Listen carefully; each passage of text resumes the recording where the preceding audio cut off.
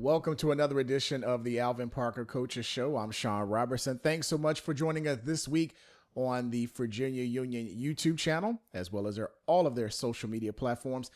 We're coming down to the home stretch. It just seems like it was a couple weeks ago. We're talking about the start of the season. Now we're talking about the end of the regular season, and a lot on the table for the Panthers this week. As always, head coach Dr. Alvin Parker joins us this week, coming off another big win. That's 6 straight for you guys. The win over Bowie State 24-7, still undefeated in the CIAA, along with Fayetteville State, the only 2 unbeatens in the conference, sitting in a pretty good position with 2 games left in the year. Absolutely. When you want to go through this thing, them conference games are just so important, but I think, kind of playing on a national level, we felt that the non-conference was just as important as well. So, kind of rolling this thing and you get into the backside of October to the front side of November, a lot of things are decided at that point. Either you're fighting to get somewhere or you're trying to stay somewhere. So, I'm just proud of the ball club and staff and everybody involved for kind of getting us to this point where we can say, you know what, with 2 weeks left in the season, we're kind of where we want to be. Panthers won 24-7 against Bowie. That's 4 straight wins over the Bulldogs. But that first half, it kind of seemed, I won't say a slow first half, but it just seems like both teams were still getting a rhythm in the game. Defenses played well. How would you assess that first half last Saturday against Bowie? I think, anytime you can go in without giving up any points, right? That's something that's pretty daggone amazing. And our defense went, in with pitching a shutout at halftime, with a huge goal line stand and a bunch of other good plays that they made, in that first half. So, that was the highlight of the first half more than anything else. I think, people look at, that we score a lot of points sometimes, we do some things sometimes, but I don't want to overshadow how good our defense is. So those guys did an amazing job. So, to kind of go in, at halftime, that made it like 4 straight quarters that those guys hadn't given up a point. So that was something that we can really lay our head on and kind of move forward with that. Let's go back to that play because I thought that was the turning point in the game. You fumbled deep in your territory. They have it in great shape for them.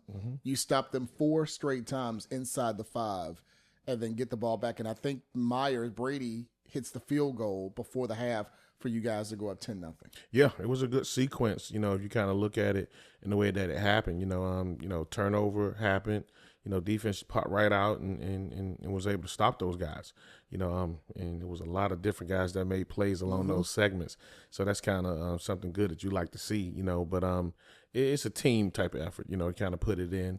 And that was the situation we had kind of practiced during the week. So to kind of see it come like that and it happened, makes you feel good as a coach, make you feel like you're a little smarter than you are, So it was a good situation that we had. But like I said, I was proud of the defense, proud of the defensive staff kind of putting that together and making sure that they play the type of game that they play, holding those guys to 7 points all game. And like I said, the first half scoreless. Not only that big the 4-down stand, stopping them on 4th down inside the 5. You had 6 sacks in the game, second most this year. What was working with the line and also the linebackers to get after the quarterback on Saturday? Those guys just were playing hard. I think, we do some things schematically that kind of help us, but, scheme doesn't work without players, so, those guys just play hard. I think it was more that than anything else, and then when you can see it being spread out with so many guys making plays, like I said before, that's a joy to watch, when so many guys are able to make contributions and kind of get us to where we want to be, from a defensive standpoint.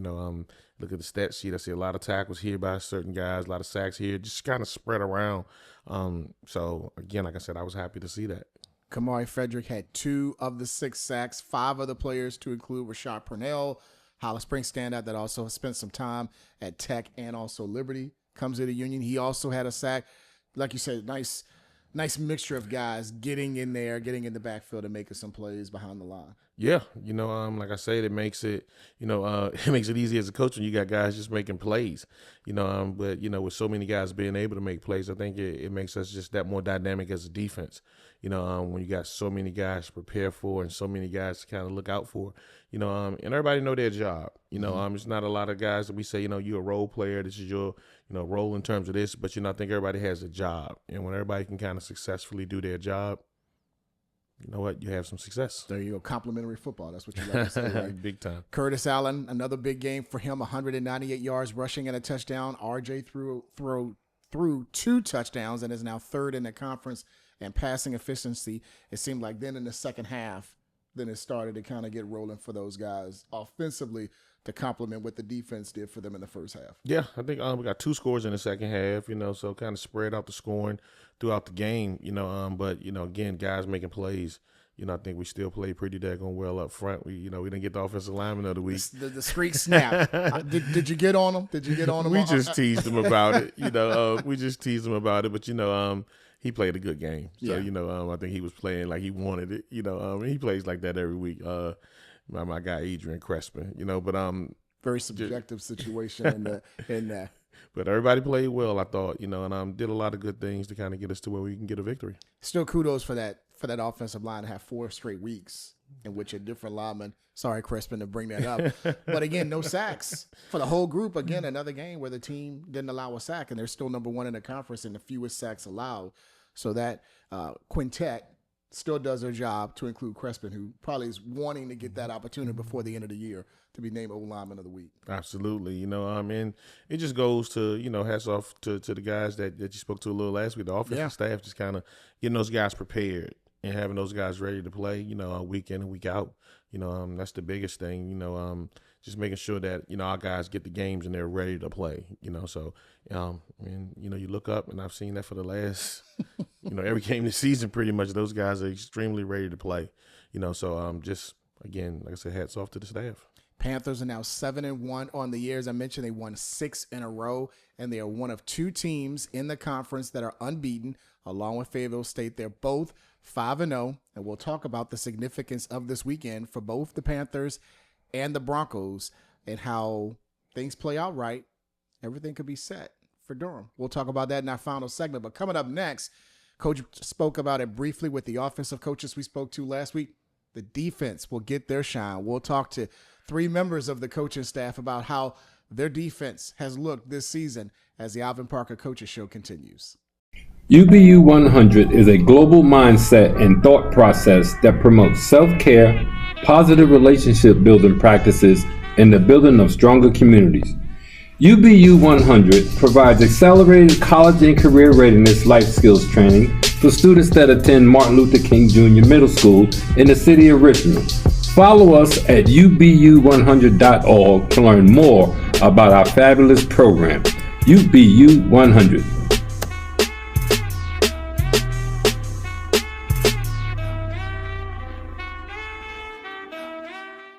Back for our second segment of the Alvin Parker Coaches Show. We'll have Coach coming in our final segment to talk about the game against Bluefield State on the road this Saturday. But as we mentioned in our first segment, we had the offensive coaches last week. We got the defensive coaches wanting their shine this week in the Coaches Lounge. We have DC Ed Pointer. We also have defensive line coach Solomon Brown and secondary coach and recruiting coordinator Nico Rogers joining us this week on the Coaches Show. Guys, welcome. Thank you for having us. I want to get y'all assessment on the defensive play this year, starting with the guy who normally is on the sideline calling things on defense. How do you think the guys have played this year on defense? I think we're having so many new guys. I mean, we had guys that were here, but they hadn't played much. And just to see how they've grown throughout the season has been, it's put a smile on my face. Like I tell them all the time, we're hard on them, but we know the ability and what they're capable of doing. And I still tell people to this day, we haven't scratched the surface on how good we can really be. I tell the guys all the time, I don't really care about the stats like that, and then coach have to bring it up, saying, we're in the top 2 in almost every category. That is true.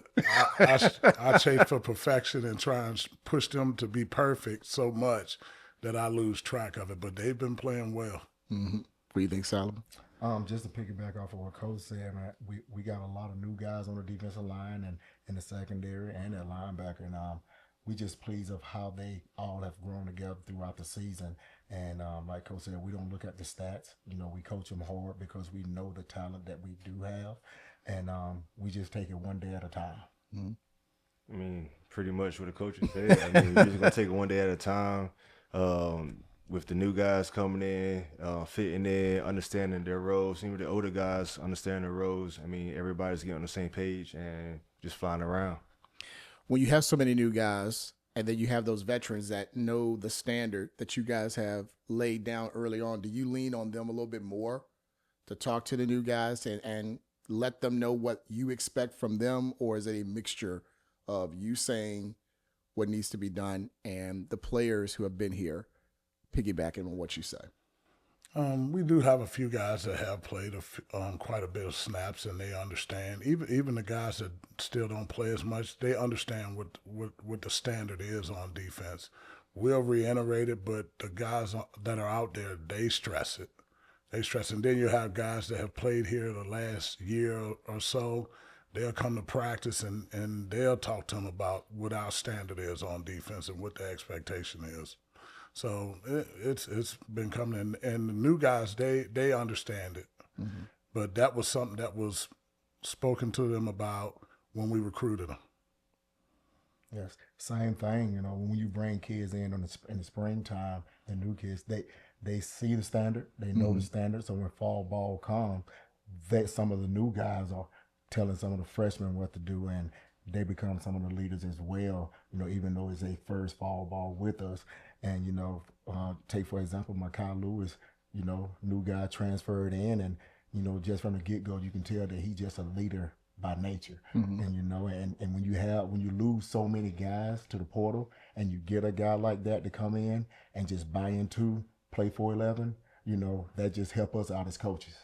Nico, what was like that selling point for you being the recruiting coordinator to have those new guys to come in and be a part of the standard that's been set?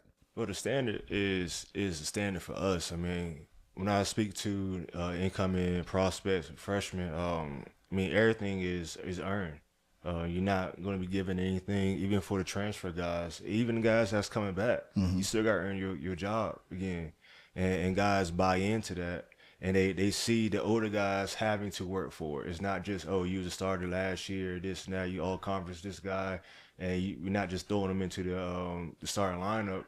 And the new guys see that they have to work for it too. Mm-hmm. And so they start buying into the process. And just to speak on like the safety room, I mean, our older guys like Jameer Melendez, star free safety, he's taking some of the young pups, and not only they meet with me, but they'll meet with him and they'll watch film together and everything else. So it's helping the maturation of the young guys and the transfers as well. So definitely excited about that. You had a couple of interceptions last week, not this game, but the game before. Yeah, two weekends ago. Correct. We were talking in our first segment about the fourth with the goal line stand in the first half against Bowie. How big was that for you guys to basically have your backs up against the wall, not wanting to give up that touchdown and stopping them on 4 plays and really turning the game around in your favor? Like most people say, I don't smile that often, especially out there on the field. But just to see them guys out there and like we get in those situations and nobody complains. They don't care where the ball is. They're going to go out there. And just to get that goal line stand, it brought a smile to my face. And I don't know if it's smiling. I was going to say, you don't do Saturdays, that much. I don't do that. But I think they took the challenge on, and I stress to those guys, I don't care where they get the ball at. Mm-hmm. It doesn't guarantee them points. And they take that mentality to the field. I was going to say, did y'all have to say much on the sideline about that? Or was that already, that was unspoken when they went on the field on that drive? It was very much unspoken because Coach Pointer always stressed to him in the meeting that it don't matter where the offense get the ball at, it's our job to not let them in the end zone. So when we was, put in their position of a short field, I already knew that, hey, they were going to go out there, they understand the mission. And the mission is not to let them get into the end zone. And you can just look in their eyes. You had a safety in the end zone hyping the crowd up. Mm-hmm. You had number 3. He was out there, Ross. He was out there hyping the crowd up. And so they were just happy for that moment to, just to show the coach, hey, we pay attention to what y'all say. We love what y'all giving us. We love the energy that you bring into practice. And this goal line stands, I took it as for us. Mm-hmm. Zero had the deflection. He wanted the pick in the end zone. Yep. He was kind of mad, but he made the play not for them to get in the end zone. Yep. It's the standard. I mean, what do we do when our back against the wall? The standard is fight, right? Like Coach said, it doesn't matter where they get the ball. We have to make sure they don't get in the end zone. And then it turns to pride. You got to have pride when you're on that field, right? You got to have pride nobody gets in your paint. And that's something that we preach. And like it's like Coach said, it's unspoken because that is the standard. They know what time it is when that whistle blow to start the game. Before we let y'all go, just a quick assessment on Bluefield offensively and their quarterback, Kuntz. I think he's been playing well. He's been playing well. He know how to get them guys the ball. They got a couple dynamic receivers that can make it happen. Our biggest thing is we got to be sound and we got to be on the same page. They will big play you. We got to eliminate or minimize the big plays. And I think we're, as far as the last couple of days of practice, we're on that page. We're really starting to click as far as communicating on the back end. Everybody's on the same page.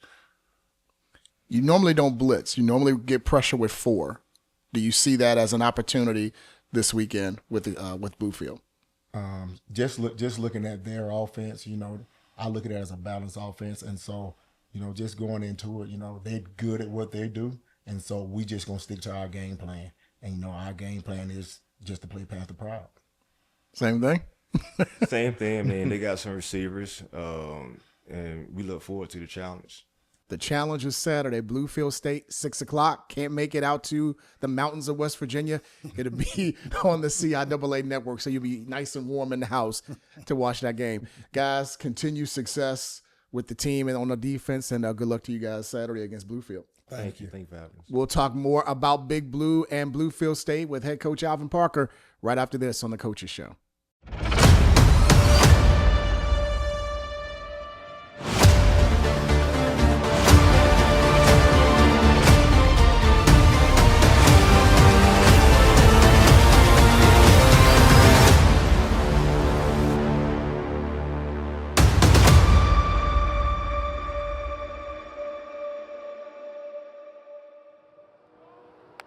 The styles you want, the brands you love, with the service you deserve. Better Menswear. From formal to casual wear, we carry quality men's clothing at sensible prices, where fashion and service meet affordability. That is Better Menswear. All right, back with our final segment of the Alvin Parker Coaches Show. Again, big thanks to the defensive coaches joining us. They got a tough assignment this week as they'll face Bluefield State. Offensively, the numbers ain't that great. But Bryce Kuntz is a guy that we talked about before he came on. He's got an arm. He's got a cannon for an arm that can go downfield and want to challenge opposing secondaries. Yeah, they put the ball in play. Do a lot of good things in that passing game. They got a lot of dynamic receivers. People might only think they have 2, but they have about 4, guys that can really, really play. So, we got to be ready. So those guys present a great challenge. But I like the way the entire league has stepped their game up. Tons of respect for Coach Morgan and what he's doing up there. That everybody's taking, that love of making sure their program can get to the highest it can be. And that's every coach in the conference right now. I think everybody's doing a great job. And, you want to kind of make sure, you get a recognition for right here within the CIAA because, Right. People, think we play some okay ball, but I want people to know from top to bottom we play some great ball. So, I think every school is kind of, filling that gap to make sure that they can put their program to the highest level. No question. You got talent spread out throughout this conference. We were talking about offensively with Bluefield State. Last 2 games, they've averaged 35.5 points. Kuntz has thrown nearly 720 yards and 8 touchdowns, 4 in the last 2 games each. And he's 4th in the conference in yards, 3rd in touchdowns, 5th in efficiency. He's probably going to can make a case probably for all conference, either first or second team, depending on, what they do the next 2 weeks. Yeah, when you're playing at the level that he's playing at right now, you definitely can make a case. But they have a lot of weapons. They do a lot of good things on defense as well. Yeah. So you see some of the things that they're doing right now. You're like, wow. People always speak about making sure that you improve from the year before. They definitely have done that. So you want to make sure that you're better than you were. So, when they go down, you look at it on paper, you look at it live, they're a better team. Yeah. Like I say, and that's hats off to Coach Morgan for having those guys to that level that they're playing at right now. Now, if there is a weak spot, it is their defense. And the losses they've had this year, they've had 5. They've given up at least 42 points in each of those 5 losses. So you look at what you guys have done offensively, especially with Allen running the football in that deep running back room, there's some possibilities to put up some big plays against this defense. Yeah, I mean, you have to make sure that you're doing what you do best too. You know, I think I say that week in and week out, and I preach that to our coaches and I preach that to our team as well. You know, I think that when they're looking for the leadership, you got to make sure that you can rest your head on something. Mm-hmm. You know, and you got to be good at something and doing what you're good at late in the season. Anytime you look at it, you know, the teams that people are counting on, you know, winning this thing or counting on, you know, making a run, you know, all of them do something good. Mm-hmm. You know, you want to make sure you're doing what you do good. You know, so beyond what anybody else has going on, beyond what anybody else's weakness or strengths might be, you want to make sure that you're lending to your strengths, and we plan on doing that. We plan on doing that the rest of the season. It's going to be a crazy question, but, you know, since you guys have won 6 in a row, but do you think you guys are hitting your stride right now? That's you know, that's a good question, Sean. You know, when I say that to those guys, and if you ask the guys, they'll feel like they know what I'm gonna say. You know, in terms of talking about perfection. You know, because a lot of times, you know, I'm one of those guys. If it's not perfect, it's not right. You know, so and the players know that, and the coaches know that. So you know what, they'll probably say, yeah, we think we're hitting our stride, but I want to make sure that, you know, we still want to make sure that we're getting better in some of the things that, you know, I want us to be better in. I think we're a good ball club, and I think we do a lot of things well, but I'm still searching for perfection in a lot of aspects. So, you know, and that just could be me. You know, Coach Bourne, I think, is the same way. Y'all too. Yeah, it might be tough coming from a coach, you know, that you know, that probably is sitting where we're sitting right now. But, you know, we practice hard on a daily basis. That's one thing I love about this group. You know, we practice hard, you know, which turns over into Saturday. You know, I think these guys prepare well. You know, I think our coaches do a great job of having these guys prepared. And I think I've said that, and that's not to, you know, to say that our coaches are better than anybody else, but I think they're the best staff in the world. You know, so those guys are ready, have those guys ready. So, you know, that's where we are. And I think you've said before, you make the practices tougher to allow the game to be easier for these guys, right? Yeah, I mean, you do a lot of things in practice to make sure that, like I say, you're prepared. You know, whether it be, you know, battling against the elements, whether it be putting yourself in a position where you do a lot of, you know, good on good work, where you do some things that can challenge your team. You know, so we do that. You know, and I think iron sharpens iron. You know, our offense make our defense better. Those guys all come together to make our special teams great, you know. So, you know, when you look up, you know, you got the recipe for a good team. Well, we mentioned it in our first segment. We mentioned how there are only 2 teams in the conference that are currently undefeated. That's Virginia Union and Fayetteville State. Both teams are 5-0. Both play Saturday. If both teams win, and Fayetteville has that tough one against Johnson C. Smith, I believe that game is going to be on HBCU Go at 1 o'clock. Both the Panthers and Broncos will clinch bids to play in the conference championship game in Durham in a couple of weeks.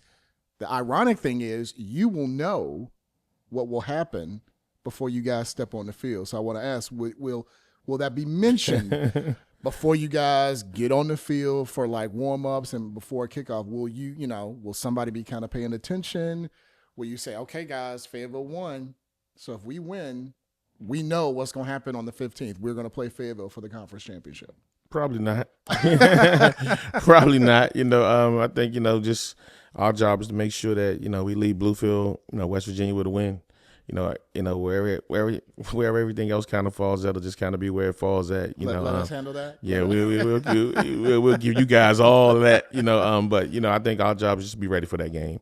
You know, so I probably won't. You know, so it'll be, you know, I don't want anything to kind of get in our normal routine. Right. You know, our normal routine is what it is. Don't do it now. Yeah, our normal routine is what it is, and we want to make sure we kind of carry our normal routine on up there to West Virginia and come back with a W. You know, that's the goal.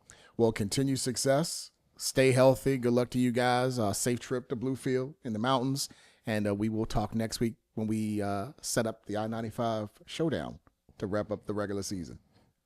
Play for 11. Again, don't forget the game is at 6 o'clock in Bluefield, West Virginia. If you can't make the trip to the mountains to see them in person, you can see VUU and Bluefield State on the CIAA network at 6 o'clock. And again, Coach don't want to hear, but I'll put it out there. If Fayetteville and Union both win, they will clinch berths in the conference championship game November 15th in Durham. We will talk about that next week. And also the I-95 showdown, senior day for the Panthers at Hovey as they take on Virginia State. Again, a big thanks to the defensive coaches joining us, Coach Pointer, Coach Brown, and Coach Rogers. Thanks to Coach Parker for joining us. I'm Sean Robertson. Thank you for joining us, and we will talk to you next week on another edition of the Alvin Parker Coaches Show.